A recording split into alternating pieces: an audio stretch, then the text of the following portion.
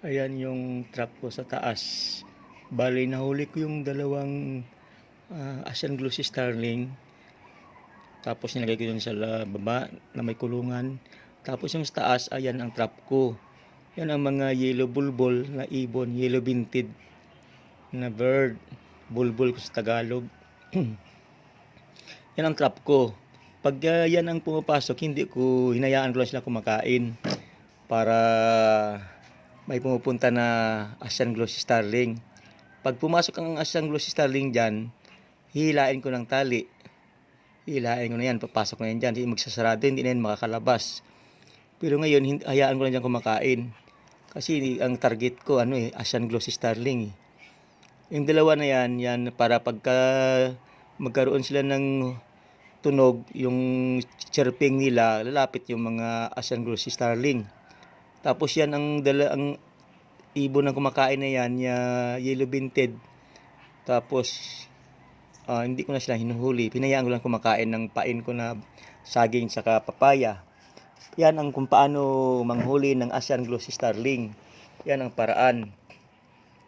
Ayan bukas yung mayroong pinto doon sa labas sa kabila. Doon pumapasok yung ibon. Pag hinayatak ko yan, yung pisi na yan, ayun kita mo yun, ito, yon. Ayun yung itim na yan, pag hinatak ko yan, magsasara yun doon. Huhuli na yung ibon. Wala kasing wala kasing Asian Glossy Starling, mamaya-maya pa yan. Yan ang muna kumakain. Ang yellow binted na yan ng ibon. Bulbul nga sa Tagalog.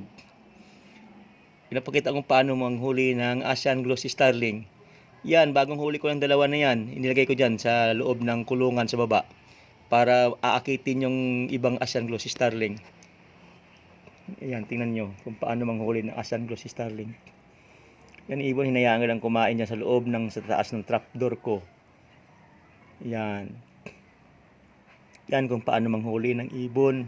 Lalo na yung Asian Glossy Starling.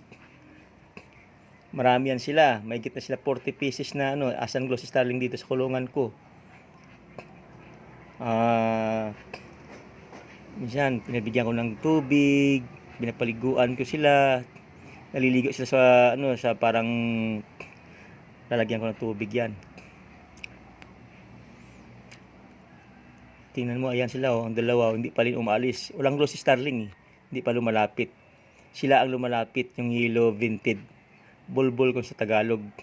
Ipakita ko sa iyo yung ibon ko na marami. Nandito sila Yan, dito na sila sa bahay.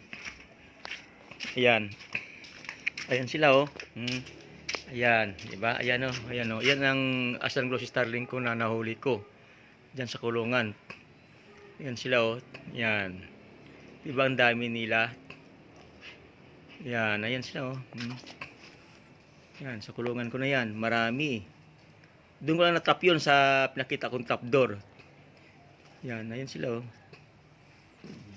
Yan ang kulungan ko. Dito malapit sa bintana.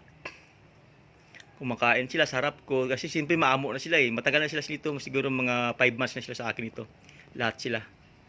Marami kumakain dito sa harap ko. Kasi pang bagong huliwan, hindi rin kakain sa harap mo. Pero kumakain sila. Ayan kumakain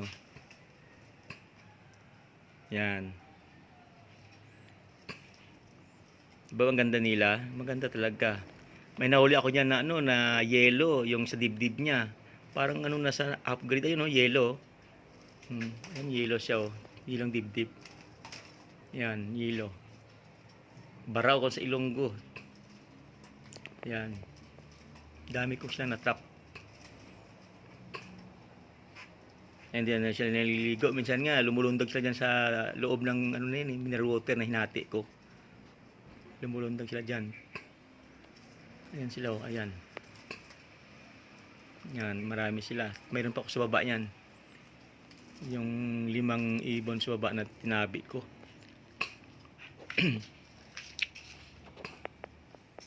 Yan sila yan Ang dami